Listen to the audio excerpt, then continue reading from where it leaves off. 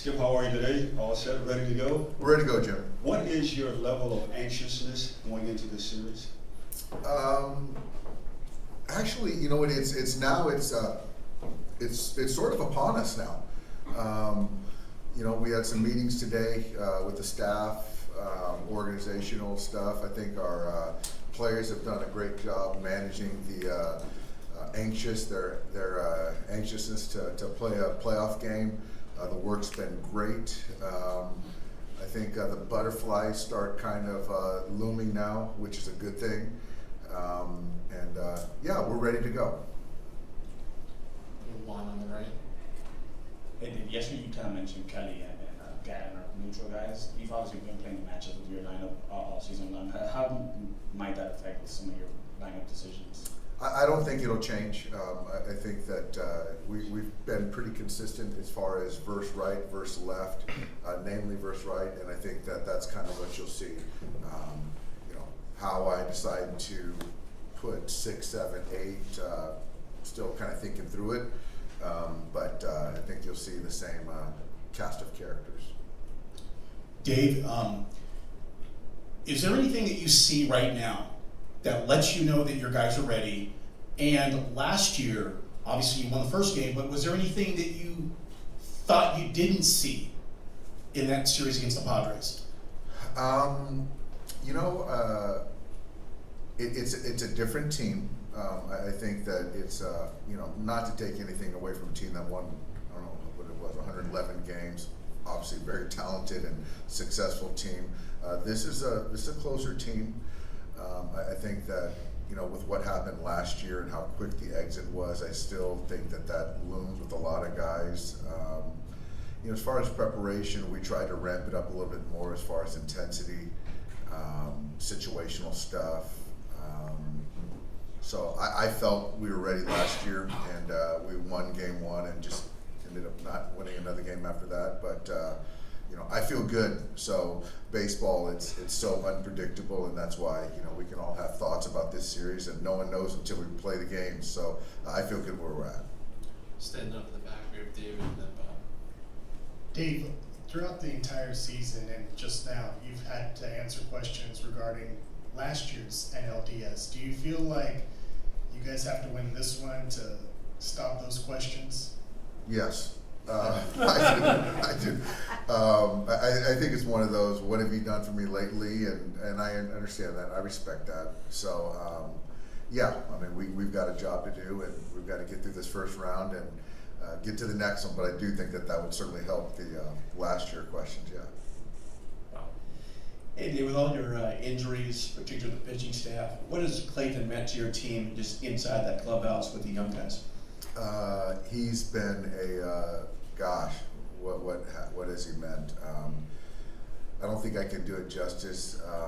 Bob, he is just the pillar of consistency, of compete, of you know, success and professionalism. So he just, everything that you expect or want out of a superstar player, he checks all those boxes.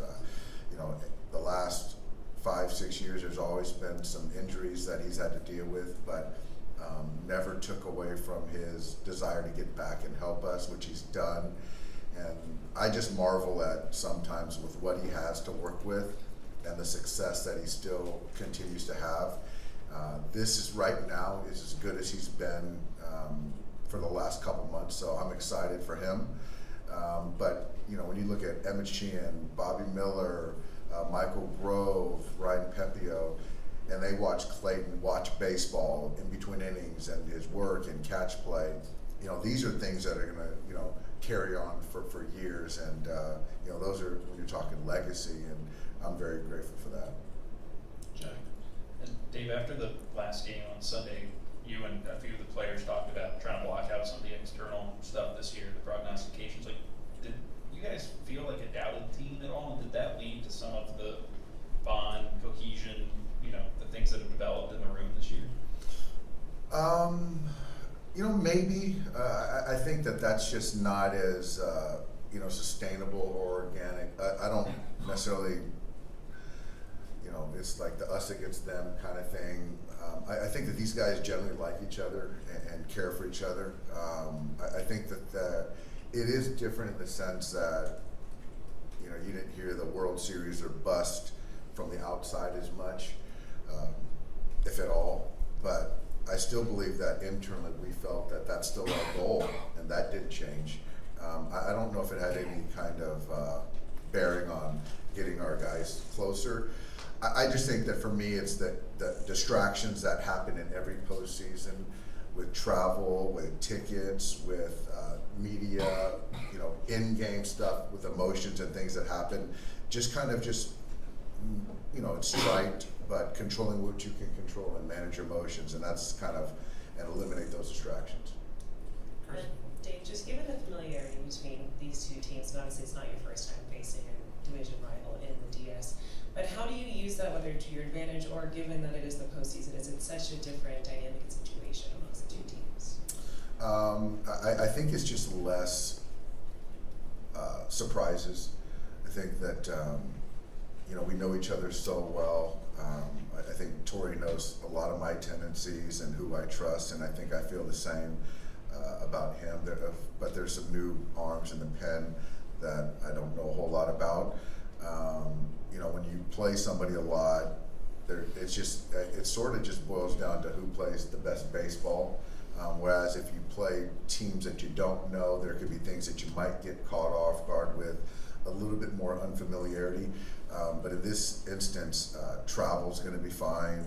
The opponent we know pretty well, so then it's just kind of, you kind of throw the balls out there and see what team plays the best in a 5-game series. I know that the postseason brings a different level of excitement and energy, but with the rookies that you do have that will be on the roster, does playing a division rival in the DS create somewhat of a smoother transition, I guess, for some of them now in their first postseason experience? I think so. I think that you know, the familiarity of playing that team over there, playing at home, I think is something that calms some nerves. But again, like I opened with, it's like I have butterflies, and I'm going to have them tomorrow, and I'm sure Clayton's going to have them, and that's, for me, impressing upon our young guys that that's a natural emotion, and how we channel that is the separator. But I do think that maybe, yeah, playing the Diamondbacks, playing at home is a benefit. Middle row on the right here. In the words of Kobe, the job's not finished yet, but considering the offseason and all the changes to the rotation this year, you guys won 100 games. How proud of yourself are you with getting the team to this point and the 100 games this season? The job is definitely not done. I'm very proud of the organization with what we've dealt with, a lot of things that were unforeseen, and how we've come out of it, how we've grown a lot of young players at this level and got them to play to a championship caliber level of baseball.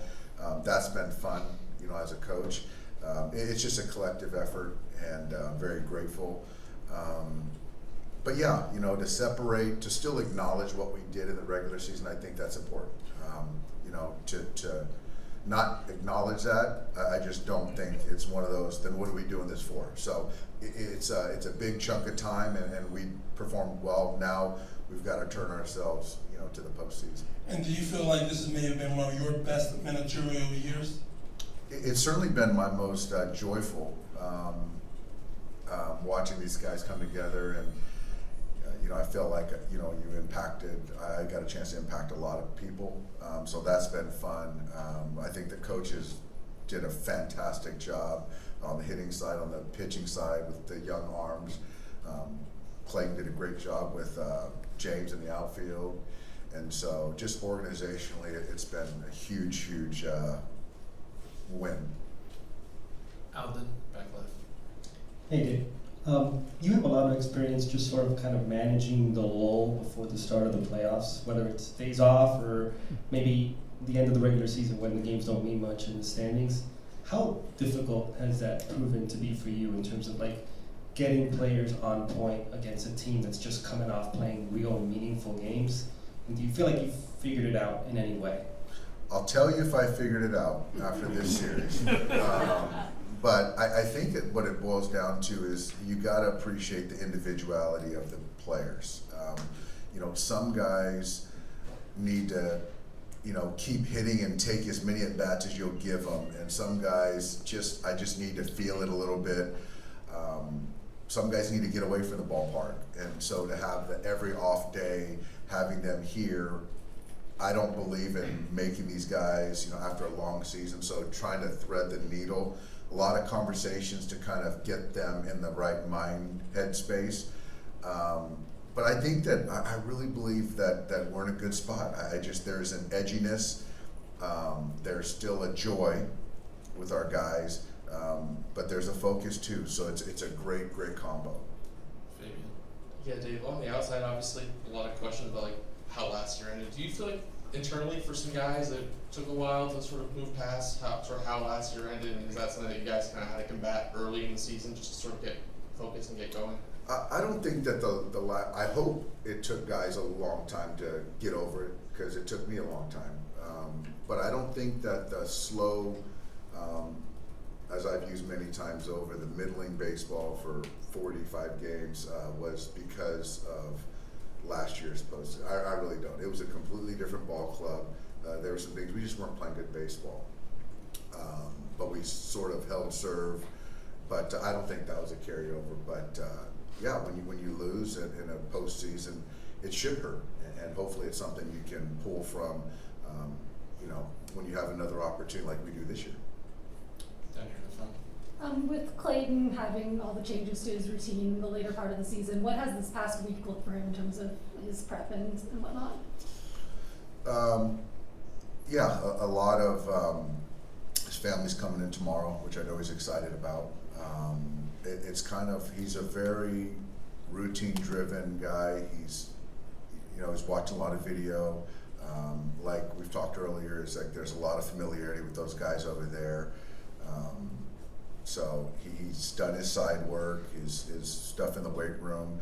So I think he's probably more than anyone he's chomping at the bit, ready to go. So, with him, I don't really pay too much attention because I don't really need to, because he's pretty much turnkey. But spent a little time with him yesterday, which was great, and then saw him today. But he's doing what he does to get ready for game one. Bill, back right. Yeah, following up on that a little bit, Kershaw used the phrase adapt or die after a couple of starts ago. Good to hear. How have you seen him adapt to where he is, what he has now the last month or so? Largely, a big adaptation has happened, which is great to see. I don't know what it's like to be a superstar Hall of Famer, so I was much easier to convince me to adapt to survive. So it's one of those things where you've done something for so long, and the fear of why would I deviate for potential failure. But I think that the game, the hitters have shown him that to change, adapt, in his words, is not a bad thing. It's a necessity. And the great thing is that he's seen good results. So in his mind, his process is always dialed, but results matter to Clayton. And so to get those results and with the adaptation of routine, with how he goes about attacking hitters, all that stuff has played into, I think, making him a complete player and pitcher. Down here in the front. Dave, yesterday you mentioned Lance Lynn being in play for Game 3. Where does that leave Ryan Pepio, and what has he meant, or how has he looked to you the last month or so? Ryan's looked great. He's going to throw a little bit here today, and so right versus left, the head, the throw, all that stuff. He's really checked a lot of boxes and really grown. And so for me, I think Game 3 is in play. To what end, to what capacity, I just don't know that answer right now. Take two last ones, second row in the middle. Dave, last year the bottom third of the lineup, they struggled, hit under 200, 2 extra base hits. Would you say this year the bottom third is a little more balanced and deeper than last year's lineup heading to the NLDS? I do. I do. Starting from the bottom, working our way up, I think that Miguel Rojas, the last 2 months, has swung the bat really well. and something that we counted on was his bat to ball, and we're starting to see that the last couple months. And then I think James has been fantastic, and so to be able to manage an at bat, take a walk when he needs to, turn the lineup over, hit a homer if we need to, has been huge. And then you're sort of looking at the Peralta J-Hay, where, you know, David's been scuffling a little bit of late. J-Hay's turned it up, but I think that, you know, the sum of those 3-4 guys has added a lot of length. And I just think in the postseason, it's just too hard to count on, you know, 1 or 2 guys. And so we're going to need those guys to, you know, get on base, drive runs in, and manufacture and do some things to turn the lineup over. So I feel good. At your question, I do think that it's, you know, we're not even close to as top heavy as we were last year. Yeah. Thanks, Dave. We'll do one more, second row on the left. Dave, obviously, there's 8 other quality guys in that Arizona lineup, but can you just talk about the pressure that Corbin Carroll puts on a defense and pitching staff? Speed, as they say, doesn't slump, and he can run, so he can get that infield knock. He can homer, which he's done in that last wild card series, and he's an exciting player. Really good defender, hangs in there versus left, hits right, and so what does it do? It just creates some tension if he gets on base, and also with a guy that can slug you too, you still got to make good pitches. So I enjoy watching him more from my living room than the other dugout. But yeah, they sort of go with him. You know, when he's on base, potentially to steal a base, you know, it just creates more tension. So yeah, to keep him off the base is probably one of our top priorities.